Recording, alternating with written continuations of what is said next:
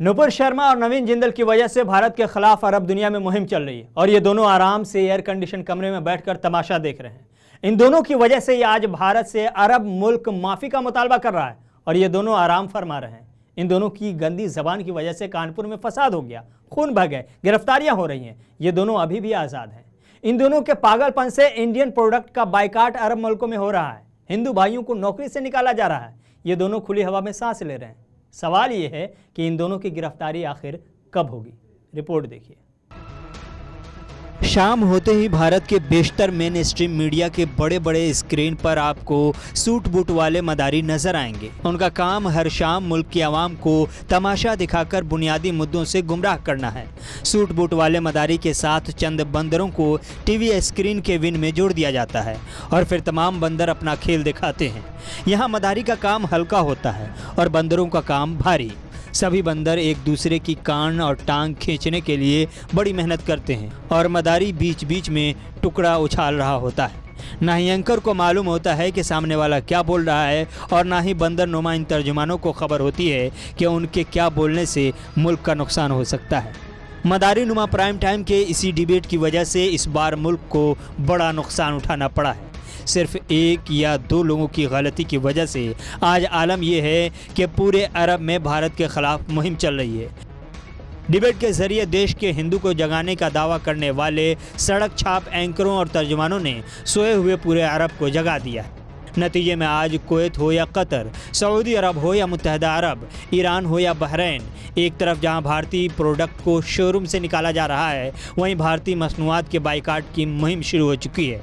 दर्जनों मुस्लिम ममालिक ने भारत के सफ़ीरों को तलब करके एहतजाज किया है और कई ममालिक ने भारत में पेश आए वाक़े की मज़म्मत की है।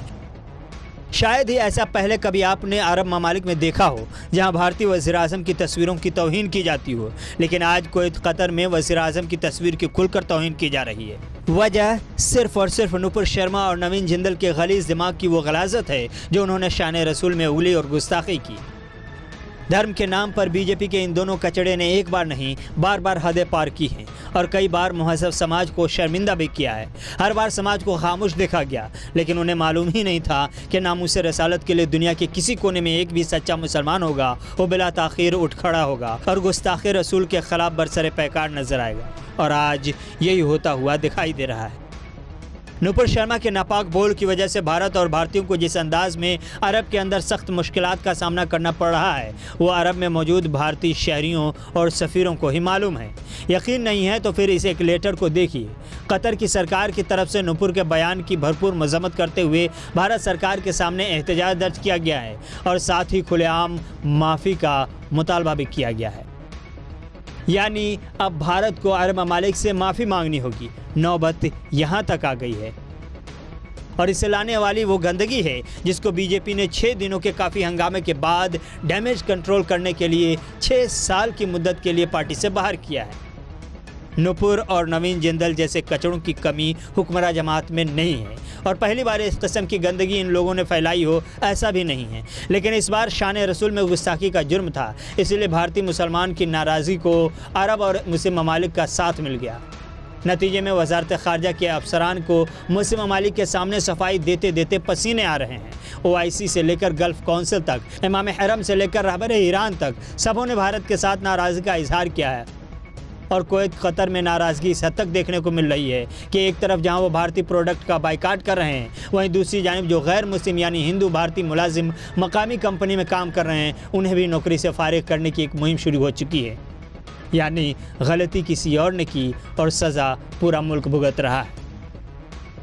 ये भारत के लिए माफ़ी मांगने की जो नौबत आई है इसके पीछे सिर्फ और सिर्फ भारतीय जनता पार्टी जिम्मेदार है।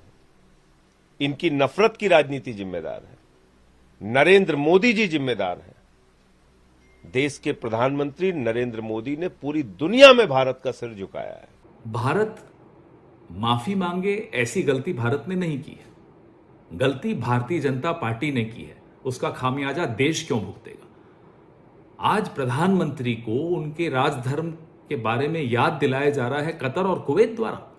इससे ज्यादा शर्मनाक बात हम सबके लिए और क्या हो सकती है। एक प्रधानमंत्री और उसकी पार्टी ने हम सबका सर नीचे झुका दिया और भारत माफी मांग रहा है। ये इस तरह के बयानात देकर 10 दिन तक खामोश बैठकर और भारत के मुसलमानों को उनकी आवाज को नहीं सुनना प्रधानमंत्री की, ये प्रधानमंत्री भारत के मुसलमानों की नहीं बल्कि भारत के शहरियों की बेइज्जती कर रहे हैं। हम 10 दिन से पुकार रहे हैं, एफआईआर रजिस्टर करा रहे हैं कि एक्शन लीजिए, एक्शन लीजिए, मगर आप अब एक्शन किस पे लेते? कानपुर पे एक्शन लेते जहां पर 34 मुसलमानों पर एनएसए लग गया, और आपकी स्पोक्स पर्सन आराम से अपने घर में बैठी है, कोई उन पर। ऐसे में सवाल यह है कि जब बीजेपी भी मान रही है कि नुपुर शर्मा और नवीन जिंदल ने जुर्म किया है, तो फिर दिल्ली पुलिस कार्रवाई क्यों नहीं कर रही है? क्यों न मजहबी जज्बात को ठेस पहुंचाने के जुर्म में नुपुर शर्मा को गिरफ्तार किया जाए, और क्यों नहीं मुल्क के वक़ार को मजरूह करने के जुर्म में नुपुर और नवीन पर सेडिशन का मुकदमा दर्ज होना चाहिए? क्या सिर्फ 6 साल के लिए पार्टी से बाहर कर देना ही काफ़ी है? यकीन जानिए किसी भी नाहिए से इसे इंसाफ नहीं कहा जा सकता, चूँकि सिर्फ इन दोनों के नापाक बोल की वजह से मुल्क के वक़ार को ठेस पहुंचा है और लाखों का नुकसान होने के साथ साथ कई हिंदू भाई की नौकरी भी चली गई है। इसलिए इंसाफ का तकाजा ये है कि नुपुर और नवीन के खिलाफ सख्त से सख्त कार्रवाई की जाए, ताकि टीवी पर बैठकर गंदगी फैलाने वालों के लिए इबरत और मिसाल बन सके। साथ ही साथ उस एंकर के खिलाफ भी कार्रवाई होनी चाहिए जिसने इस गंदगी को स्क्रीन पर चलने दिया और बहने दिया।